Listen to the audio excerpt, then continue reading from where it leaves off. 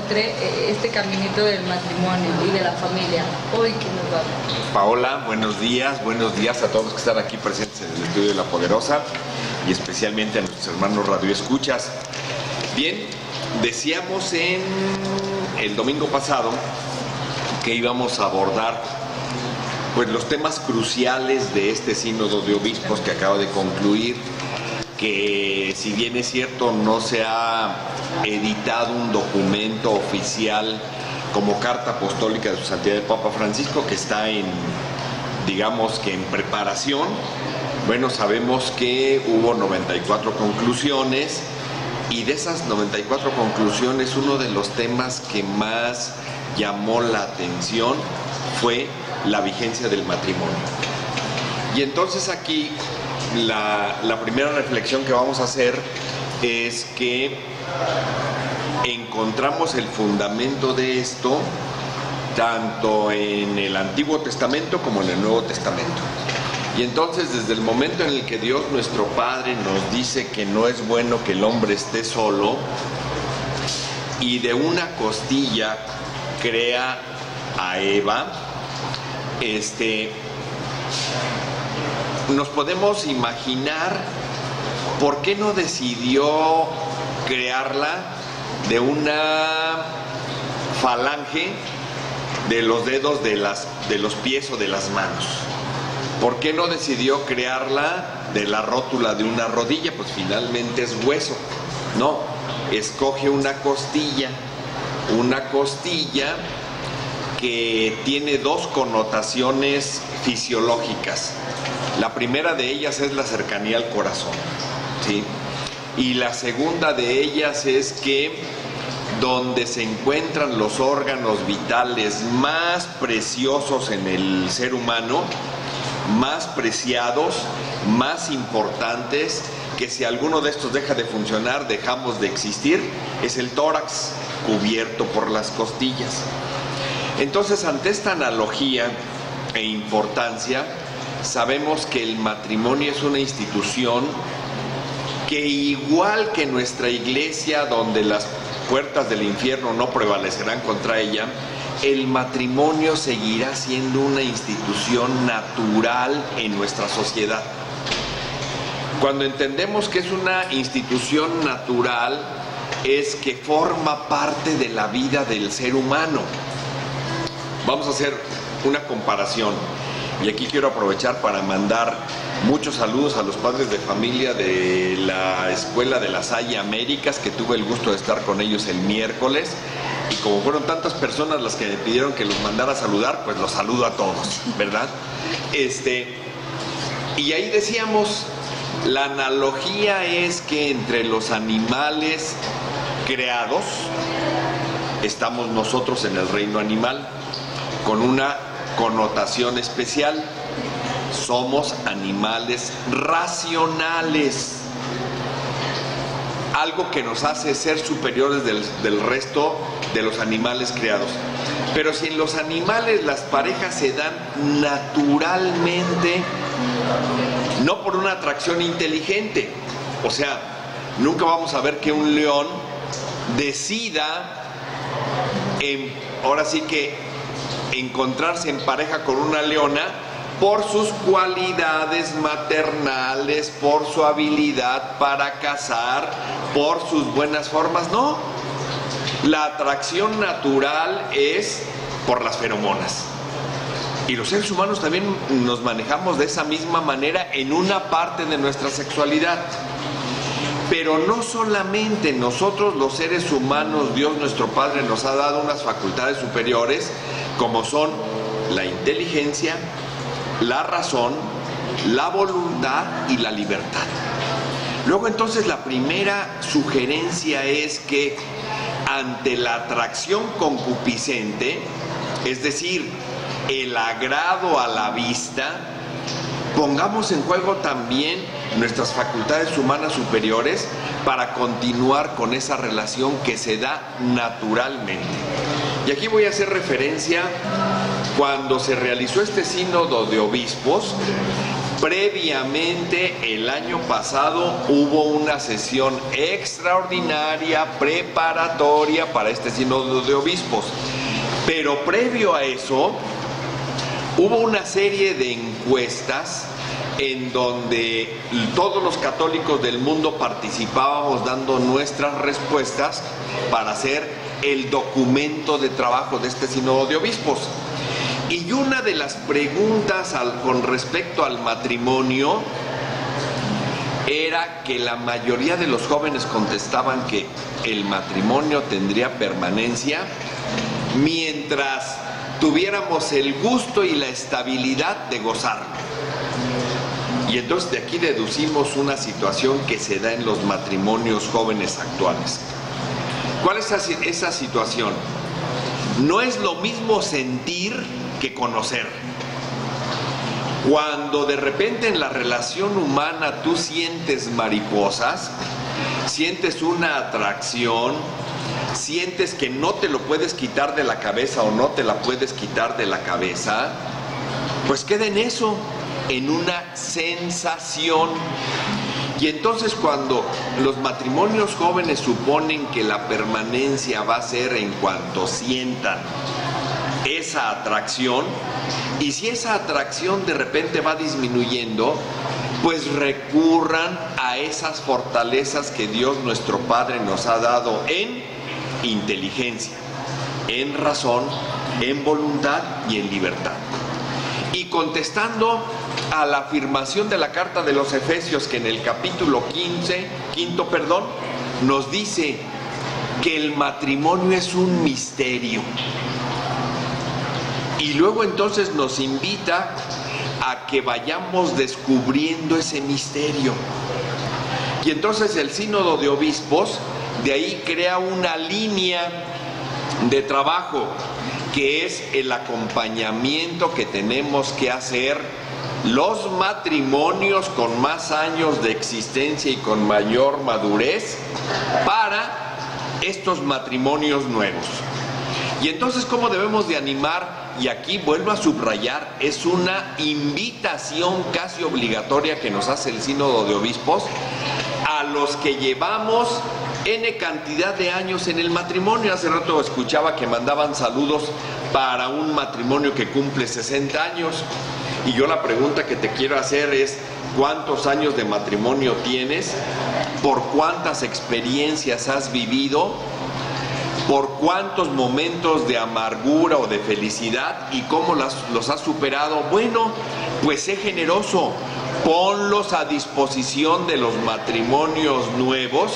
Y entonces una línea de acción del sínodo de obispos es que los matrimonios con más años hagamos una labor pastoral de acompañamiento hacia los nuevos matrimonios.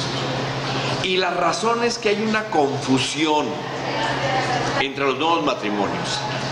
Ha cambiado la mentalidad en el uso de las facultades humanas. Cuando antes se decía pienso, luego existo, ahora los jóvenes lo han cambiado por el siento, luego existo. De tal manera que las actividades cotidianas, si no sienten la adrenalina, si no sienten el ambiente, si no sienten la inquietud, pierde sentido lo que están haciendo. Entonces los padres de familia y los matrimonios con más años de antigüedad tenemos la obligación de motivar a la reflexión a estos jóvenes, a estos nuevos matrimonios, porque siguiendo la connotación bíblica en el Nuevo Testamento de que el matrimonio es un misterio, pues una obligación, una vez que nos hemos dado en matrimonio y nos hemos proporcionado el sacramento, es ir descubriendo ese misterio. Y ese misterio se va descubriendo con una gran voluntad, ¿sí? Y con una generosidad. Y les voy a poner un ejemplo de la vida cotidiana de lo que es ser generoso. Esta es una anécdota de un adolescente que no le daban sus papás, porque cumplían con sus necesidades básicas, de sustento, de vestido, de educación, y entonces no tenía para darse sus gustos, como luego dicen ahora. Y entonces él se propuso, él era enamorado de los helados, y se propuso darse un gusto, ¿sí?, comprando un helado rico, y a él le parecía caro. Pero como él juntaba ese dinero ofreciéndose en las casas para hacer mandados y lavar automóviles, ¿sí?, logró juntar el costo de ese helado. Y vamos a ponerle un precio para ser más exactos. El helado le costaba 30 pesos. Y entonces él por fin consiguió en ese día los 30 pesos y fue a la nevería y preguntó el costo del helado. Y entonces le dijeron, 25 pesos. Ah, no, pero a mí me gusta el de vainilla bañado en chocolate, ¿sí? Y entonces le dicen, bueno, pero así te cuesta 30 pesos. Si lo quieres de vainilla bañado en chocolate con una doble bola, te cuesta 30 pesos. 5 pesos más. 25 de vainilla sola y 30 pesos con baño de chocolate. Él estaba entusiasmado entonces por comprarse su helado bañado de chocolate, pero sabía lo que costaba ganar el dinero y lo que él recibía por un esfuerzo justo extra, o sea, una propina. Estaba acostumbrado a la generosidad. Y entonces, después de pensar, le dice, démelo solamente de vainilla. Él llevaba 30 pesos para comprarse su chocolate, su helado bañado en chocolate. Dice, démelo solamente de vainilla. Y entonces paga y deja los 30 pesos y va y se disfruta sus 2 bolas de vainilla sin chocolate. Y entonces pudiéramos pensar, ¿por qué si llevaba justo los 30 pesos para comprarse lo que deseaba, decidió solamente llevarse las 2 bolas de vainilla? Porque ejecutó una obra de generosidad. Saber que podía disfrutar una gran parte del deseo de degustar el helado, pero compartir generosamente con una propina a quien le había dado el servicio de la venta del helado. Esto es la generosidad. Nuestra Madre Teresa de Calcuta dice, hay que dar hasta que duela. Cuando en el matrimonio nos reservamos y solamente nosotros queremos que se hagan las cosas como nosotros deseamos y no somos capaces de ceder una parte, los matrimonios tienden a durar menos. Entonces, los adultos que estamos en la vida de matrimonio con más tiempo, tenemos que enseñar a nuestros hijos a ser generosos. Y cuando en la carta a los Efesios nos invitan a descifrar el misterio del matrimonio, algo que tenemos que fomentar nosotros en la vida de matrimonio es el respeto a la dignidad de la persona que amo, pero también fomentar la creatividad para sorprendernos. Algo que ayuda en la vida de matrimonio a que este se haga dinámico es las sorpresas que nos damos los esposos. Y aquí conviene que cuando menos hagamos un ejercicio los que tenemos muchos años de matrimonio y motivemos a los que tienen menos a que hagamos un ejercicio de sorprendernos cuando menos una vez a la semana o cada 15 días. Estemos al pendiente de qué es lo que le gusta a mi esposa, qué es lo que le gusta a tu esposo, y ten el detalle de acuerdo a su gusto, sorprenderlo.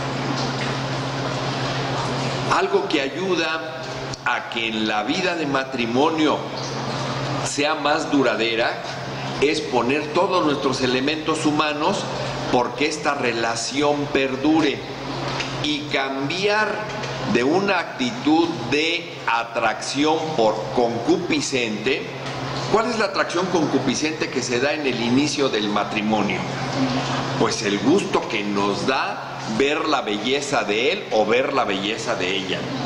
El gusto que nos da ver la belleza de su carácter o su manera de ser de él o de ella. El gusto que nos da las sorpresas que nos damos, porque tratamos de quedar bien entre ambos. Bueno, pero todo eso queda en el ambiente de la sensibilidad de los sentidos. Cuando el matrimonio se basa solamente en esto, se va perdiendo el atractivo porque no lo atendemos de acuerdo a nuestras facultades humanas. Y entonces hay que cambiar de amor concupiscente al amor de conveniencia. Es decir, saber que él, saber que ella son las personas que más te convienen para tu proyecto de vida futuro. Y este proyecto de vida futuro se llama matrimonio. Y una vez que nacen nuestros hijos, se llama familia. Entonces, cuando nosotros entendemos que la persona con la que convivo y la que más quiero es la que más me conviene para este proyecto de vida, empiezo a sentar las bases de ese proyecto futuro y entonces se dan las situaciones que vemos aquí con alegría, felicitar matrimonios que cumplen 60 años de vida. Pero no es gratuito, no es solamente esa convivencia, es que hay una identificación de parejas conveniente, una identificación y un ejercicio virtuoso de la convivencia. Entonces, a ti que te gusta hablar mucho, pues habla menos y escucha más. A ti que no te gusta escuchar, pues escucha y habla un poquito más. Y entonces vamos a entender que cuando entendemos el matrimonio como una actitud de complementariedad, pues también esto sucede en la convivencia de la vida familiar y entenderemos que la familia fue creada como una respuesta natural a estos matrimonios y que tiene la condición de ser unida, de ser armónica y de ser feliz. Unida, armónica y feliz. Es decir, cuando en el matrimonio entendemos que hemos, ahora sí, creado esta sociedad conyugal para ser mejores, entendemos que en esta unidad una de las condiciones es la ayuda mutua. Y entonces la primera persona a la que tenemos que recurrir y debe de estar dispuesta ante las situaciones de necesidad de ayuda es tu esposa y es tu esposo. ¿Sí? Decíamos, la familia también tiene que ser armónica. Y armónica hemos explicado en otros programas que es un concepto musical donde en la interpretación de una melodía, de una pieza, pues hay agudos, hay graves, hay silencios, pero todo se conjunta, ¿sí?, en una partitura para la elaboración de una melodía. Pues así sucede en la familia. Cuando de repente hay momentos de tristeza, también hay momentos de alegría. Cuando de repente hay enojo, hay reconciliación. Cuando de repente hay silencio, hay grito. Cuando de repente vemos que las situaciones cambian en la vida familiar, todo esto vuelve a su cauce, porque ¿cuál es la partitura que tenemos que hacer los esposos en la vida familiar? La partitura del amor, ¿sí? Del amor que tengo por ella, del amor que tienes por él. Entonces, cuando estamos en esa armonía, de repente tenemos ganas de contestar hasta lo que no, pero practicamos el silencio inteligente para encontrar después el mejor momento con tranquilidad y decirnos las cosas de una manera objetiva, con argumentos precisos y no producto de la pasión o del enojo. Cuando entonces en el matrimonio entendemos que Dios nuestro Padre nos ha creado para ser felices. ¿Cuál es la máxima felicidad? Y el catecismo nos dice, ¿para qué te ha creado Dios? Para conocerle y amarle, servirle y después verle y gozarle en la otra vida. Esa es la máxima felicidad. Bueno, pues los matrimonios católicos tenemos la obligación de ir creando las condiciones para que el fomento de nuestra fe, que es un tesoro y un don gratuito que Dios nos da a cada uno, que si bien es cierto, nos lo da en diferente intensidad a cada una de las personas, la familia, tenemos la obligación de crear las condiciones de hogar para que esta fe florezca. Y entonces, ¿cuáles son las condiciones de hogar? Pues las condiciones de hogar son respeto, comunicación, entusiasmo, apoyo, pero sobre todo el fomento de nuestra fe. ¿Y cómo fomentamos nuestra fe? Con el testimonio que le damos a nuestros hijos. ¿Cómo fomentamos nuestra fe? Con la oración comunitaria que hacemos al agradecer los alimentos, al irnos a acostar, ofrecer por las necesidades de otras personas o de otras latitudes, ofrecer la oración o el rezo del Santo Rosario por las necesidades de salud propias de la familia o de otras personas. De esa manera fomentamos nuestra fe. ¿Cómo fomentamos nuestra fe? Ahora que estamos a punto de entrar en el año de la misericordia, pues haciendo obras de misericordia, ¿sí? Y de ahí recordémonos el pasaje bíblico, ¿sí?, donde nuestro Señor Jesucristo nos dice: tuve sed, tuve hambre, tuve frío, ¿sí? Y le contestan: ¿pero cuándo nos visitaste? No, a tu hermano que tienes frente. Entonces, una manera de aumentar la fe en nuestro hogar, en nuestra familia, es fomentar las obras de misericordia, ¿sí? Entonces, cuando entendemos que así debe de ser la vida matrimonial, damos un testimonio que entusiasma a aquellos jóvenes que van a entrar a esta institución y a darse este sacramento de matrimonio. Y entonces aquí aplica, como he dicho en otros programas, la verdad de San Francisco, que con nuestro actuar no necesitemos de la palabra para convencer. Su Santidad el Papa Francisco decía ahora en el sínodo: bueno, es que los jóvenes y los en noviazgo y en matrimonio se preparan más para presentar un examen que para ese paso trascendente en su vida, que es la vida de matrimonio. Entonces, no basta con que vayan 3 o 4 fines de semana a pláticas prematrimoniales, ¿sí? En la carta a los Efesios, vuelvo a repetir, nos dice: el matrimonio es un misterio, y como misterio, una vez que nosotros, ¿sí?, vayan y busquen el capítulo 5 de los Efesios, ¿sí?, y entonces, como misterio, tenemos que prepararnos para irlo descubriendo y no quedarnos, ¿sí?, con la cara de baba o con la cara de what, ¿sí? Pues si es un misterio, ¿y cómo lo voy a descifrar? No, hay que poner todas nuestras facultades humanas para descifrarlo. Y aquí va la invitación: jóvenes matrimonios, prepárense para vivir su matrimonio, aunque ya hayan recibido el sacramento. Prepárense para vivir la vida familiar, porque es una vocación y un camino que cuando nos vamos preparando lo entendemos y lo disfrutamos. Y los matrimonios que ya tenemos tiempo de vida matrimonial y de vida conyugal, seamos testimonio de esos nuevos matrimonios. Acompañémoslos. ¿Y todo para qué? Para que el mundo